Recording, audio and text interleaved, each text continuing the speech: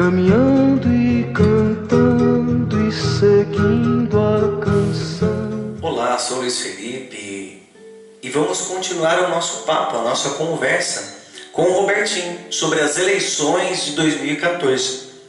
Robertinho, temos uma terceira pergunta. Quais são as qualidades que o eleitor deve considerar no seu candidato? Pois é, esta pergunta ela é de fundamental importância para que o eleitor possa votar de maneira livre, consciente e responsável. Né? A primeira qualidade que a gente deve considerar é a honestidade. Né? Numa cultura como a nossa, marcada pela desonestidade, pela corrupção, é bastante difícil encontrar homens honestos na vida pública. Mas existem. Então a gente precisa exercer, né, essa nossa tarefa de encontrar esses homens. Então honestidade é a primeira qualidade. Competência. Eu preciso conhecer as competências do meu candidato para saber se ele está apto, né, à altura do cargo que ele está pleiteando nessas eleições, que ele está buscando nessas eleições. Então, honestidade, competência. Olhar para o passado, né? Se ele tem um passado limpo, se ele é um candidato ficha limpa, né, como a gente disse. Se ele tem compromisso com o bem comum. Porque senão ele pode repetir a prática dos políticos que aí estão. Preocupados com o bem pessoal dele, em melhorar a situação da sua família, como diz o Tilica, né? Eu quero entrar na política para mim ficar rico e melhorar a vida da minha família. Foi honesto, né, em dizer isso, né? E política é coisa séria, né? Não é palhaçada, então nós temos que levar muito a sério o nosso voto. Então, olhar atentamente, buscar o máximo de informações a respeito do passado do meu candidato. E se ele tem um passado de compromisso, um passado de luta em favor do bem comum, especialmente da população mais sofrida, né? Dos pobres, dos sofredores, dos doentes. Né?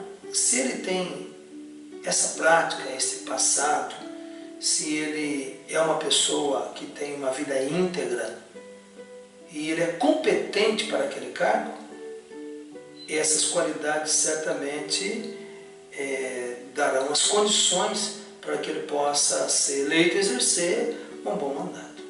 O que não pode, Felipe, como acontece no Brasil, infelizmente, aqui para ser candidato, por falta de consciência política, muitas vezes a pessoa entra na política porque ela tem popularidade e porque ela sabe, porque ela fala aquilo que o povo gosta de ouvir.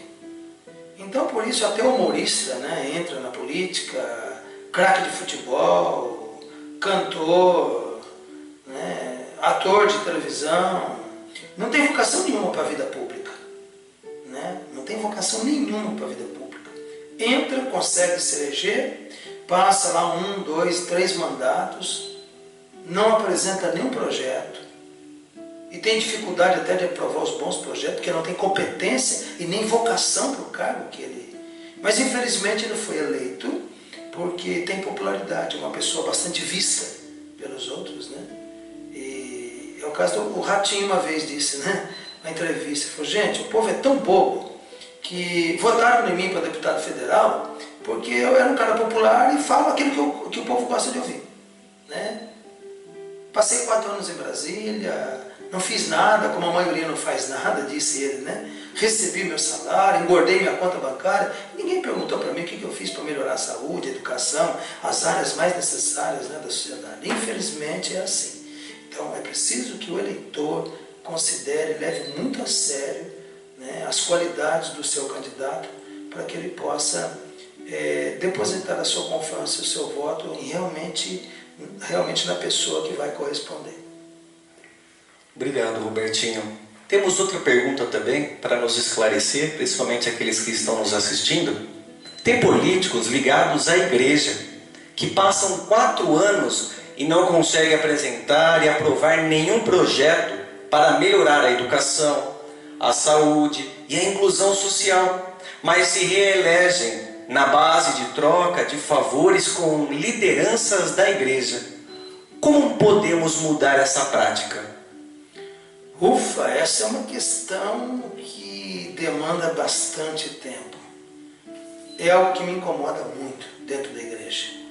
Candidatos ligados à igreja que conseguem se manter na política na base da troca de favor.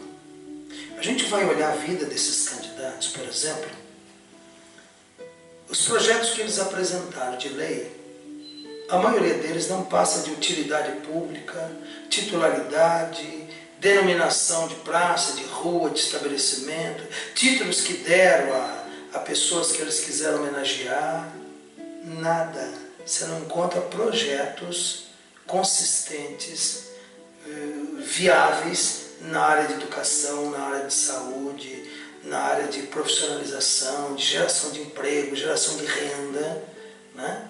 E muitos deles se apresentam como atuantes na área de saúde, como defensores da vida e da família, mas você vai olhar, você entra no site, por exemplo, da Assembleia Legislativa do Estado, e você não encontra, você entra no site do cidadão, né, daquele político, daquele deputado que já está no exercício, e quando você olha, encontra algum instituto que acompanha a vida deles, avalia e pontua, a coisa fica pior ainda, né? Por exemplo, um parlamentar, né, seja vereador, deputado estadual, deputado federal ou senador, que a gente chama de parlamentar, né, eles recebem o salário para fazer duas coisas importantes. Legislar significa apresentar projetos de lei, né, propor leis, emendas, e também aprovar projetos de outros colegas, né? Projetos importantes para melhorar a vida da população. Essa é a primeira função, né? Então, elaborar e aprovar leis. A segunda função é fiscalizar os atos do Poder Executivo. Então, você consegue imaginar um candidato, por exemplo, que passou 4 anos e candidato à reeleição. No quesito fiscalização, ele tirou 0. Por exemplo, um candidato ligado à igreja, isso é inconcebível, né? Ora, ele foi pago o salário dele para ele fiscalizar. A pessoa passar 4 anos, por exemplo, não conseguir fazer um relatório para perguntar para o governador por que aumentou o preço do pedágio, por que tal obra está custando tão caro, né? Isso é fiscalizar. Ele não apresentou um requerimento, não participou de uma audiência pública, que é a prestação de conta das empresas que prestam serviço para o governo, não participou de uma comissão sequer, né?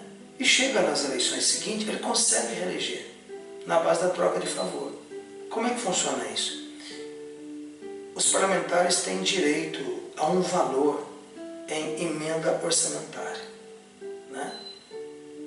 Por exemplo, no governo federal, a Câmara dos Deputados, né, ela destina do orçamento federal até 15 milhões por deputado federal. Até 15 milhões ele tem para usar na base da troca de favor. Então ele apresenta indica uma verba para uma entidade que pode comprar uma perua Kombi, para outra que pode comprar uma ambulância, uma reforma numa creche, num asilo e tudo mais. Ele vai distribuindo essas verbas ao longo dos 4 anos, né? E vai agradando um aqui, agradando outro ali e tudo mais. Então ele usa do mandato dele como um verdadeiro balcão de negócios, né? Lamentavelmente. E consegue se reeleger. E as lideranças, por ter sido beneficiadas, o presidente destro daquela entidade, diz, olha, eu vou votar nesse fulano, e eu peço o seu voto também, porque ele ajudou a nossa entidade. Mas na hora dele legislar em favor da maioria da população, do conjunto da sociedade, muitas vezes ele acaba votando contra projetos importantes para melhorar a vida das pessoas. Além de não apresentar nada, né? Ele ainda vota contra projetos importantes. Mas como a população não acompanha, né, muitos cristãos não acompanham o comportamento desses candidatos que se dizem cristãos, eles se mantêm no poder. Se mantêm no poder, aparece em ano eleitoral com projetos em defesa da vida, muitas vezes, né? E então, depois que passam as eleições, esses projetos perdem a força ou até desaparecem, né? Porque o interesse, na verdade, está nas eleições. Porque a gente olhando o comportamento, eu gostaria, Felipe, que nós pudéssemos formar os nossos candidatos. que a gente tivesse uma bancada católica forte, né? Na Assembleia Legislativa do Estado de São Paulo, nas outras Assembleias Legislativas de outros estados do Brasil, tivéssemos uma bancada católica forte na Câmara Federal e também no Senado, né? Mas infelizmente não é assim. Falta formação, falta preparo desses candidatos e falta sobretudo consciência do eleitor. Porque se a gente tivesse um eleitorado consciente, com certeza esses que usam da religião, usam da igreja, usam de movimentos da igreja e até de figuras eclesiásticas para colar a sua imagem e adquirir credibilidade, legitimidade para a sua candidatura, esses candidatos certamente não estariam na vida pública, né? Mas eu sonho um dia a gente poder formar aqueles que são vocacionados, eu queria dar minha contribuição para isso, né? Aqueles que são vocacionados à vida pública, ajudar a formar esses para que eles possam realmente exercer um mandato de maneira cristã, de maneira coerente com a sua fé e com a postura, né, verdadeiramente cristã, de testemunho para todos nós. Obrigado, Robertinho, por esclarecer as nossas perguntas sobre as eleições de 2014. Tenho certeza que você que está nos acompanhando, essa pergunta talvez seja a sua dúvida. Então nós te agradecemos por essas respostas. Obrigado. Obrigado. Caminhando e cantando.